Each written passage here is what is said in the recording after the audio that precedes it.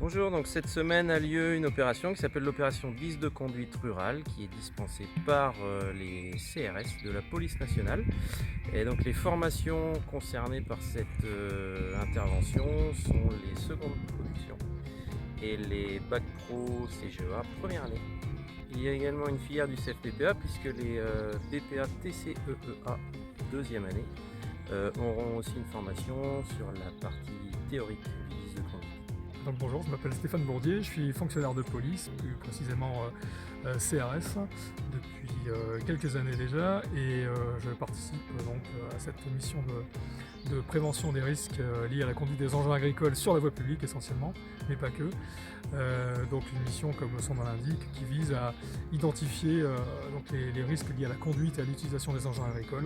Et une fois identifiés, il est plus facile de les prévenir et donc d'éviter les drames qui malheureusement touchent quand même de nombreux agriculteurs.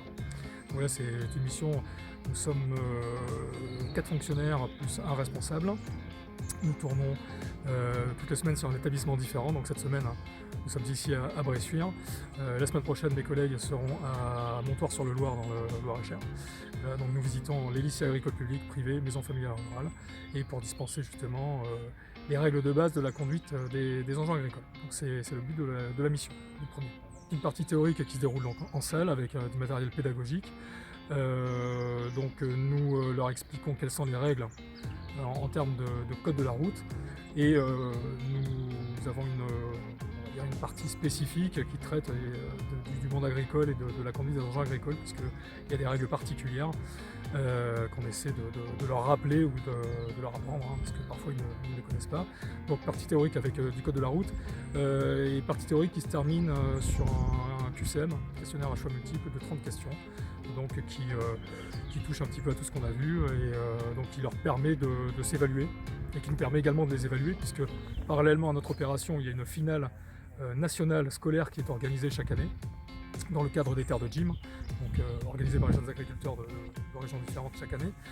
Et donc voilà, la partie théorique se termine sur ce QCM, et il y a une partie pratique, donc comme vous pouvez voir, nous avons 2 tracteurs, dont un tracteur attelé d'une presse à balles rondes, toujours de chez Classe, puisque c'est notre partenaire.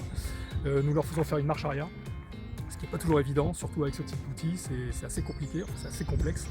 Et nous avons un deuxième tracteur qui est équipé d'une pince, d'un manubal, une pince à balles rondes, et nous leur faisons faire de la manipulation.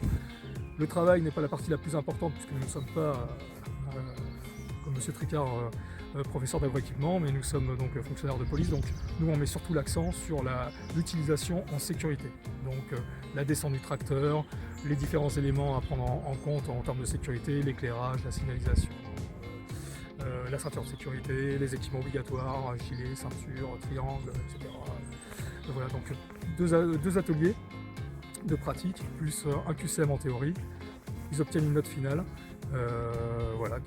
qui est le résultat de la moyenne de ces 2 ateliers. Voilà, on espère qu'ils retiendront un maximum de notre enseignement. Alors par contre, en participant, puisque les meilleurs peuvent être sélectionnés pour la finale nationale dont je vous parlais, là il y a des trophées, il y a des prix, voilà. Mais là c'est une finale nationale, donc tous les établissements sont en lice. Et là par contre, oui, il y a quelques lots, des stages Centaure, des trucs assez sympas, ordinateur portable, enfin voilà. Mais là, à l'issue de la semaine, on ne leur délivre rien du tout, c'est juste un enseignement. On leur délivre un enseignement, mais ils n'obtiennent rien au final. Ça m'a appris des mauvaises habitudes qu'on avait auparavant sur nos tracteurs, sur la sécurité routière, sur ce qu'on pouvait faire au quotidien avec nos tracteurs, et sur la réglementation routière avec les tracteurs. Ça nous a apporté des choses, donc tout ce qu'il fallait faire et pas faire, avant de démarrer, d'aller sur la route ou au champ, ce qu'il fallait faire et ne pas faire, tout installation du poste et de conduite et tout ça. Il nous a appris toutes les mauvaises habitudes qu'on avait auparavant, donc faut qu'on change notre quotidien, parce qu'on a des mauvaises habitudes, et c'est un danger pour les autres civils. Parmi ces mauvaises habitudes, comme les cardans, à l'âge de 16 ans, il faut les brancher lors d'un outil animé, ce que je faisais déjà pas auparavant. Et puis comme quand télescopique, sur la route on n'a pas le droit de rouler avec les 4 roues directrices. faire cela, le danger arrive plus vite prévu et ça nous a permis d'être plus à l'écoute et puis on sait les règles qu'on n'a pas. Aujourd'hui, on a pu savoir à partir de quelle dimension on était pas autorisé à conduire et avec quelle signalisation on pouvait conduire sur la route. Au bout de combien de mètres de large on est autorisé.